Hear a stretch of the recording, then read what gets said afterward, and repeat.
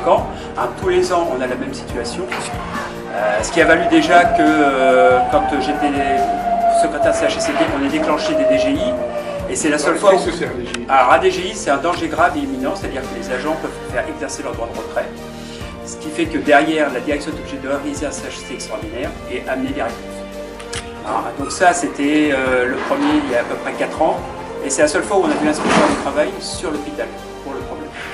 On connaît le souci de l'infirmière de nuit, par exemple, sur le SMUR, principalement. Un peu moins dans la journée, mais dans la nuit, c'est très problématique.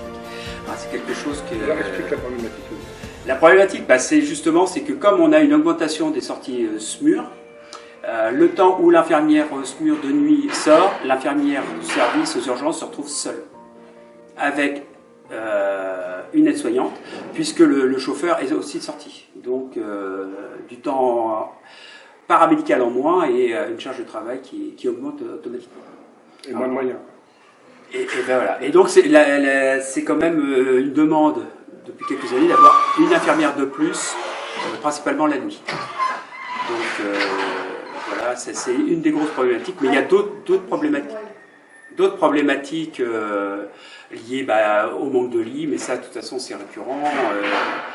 Alors il y a la possibilité de faire ce qu'on appelle des lits de débordement, sauf que le problème c'est qu'il n'y a pas le personnel qui va avec, puisque on cherche du surplus mais il n'y en a plus dans l'hôpital. On a gratté l'os et là il n'y a plus rien.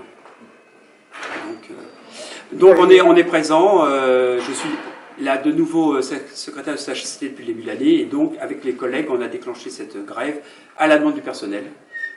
Et on suit le dossier de très près. Encore hier après-midi on était en réunion avec ce directeur.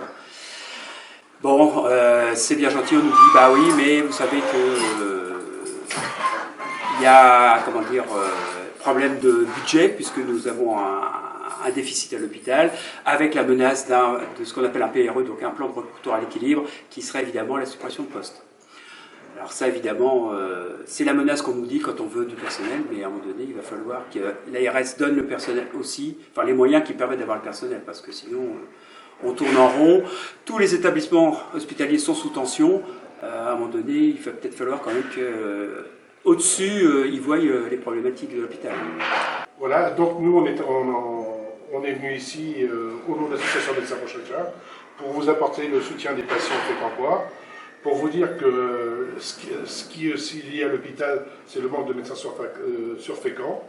Actuellement, on a rencontré vendredi dernier le président du département, M. Martin, pour créer sur Fécamp un centre médical de médecins salariés pour des médecins généralistes et des médecins spécialistes, de façon à vous aider.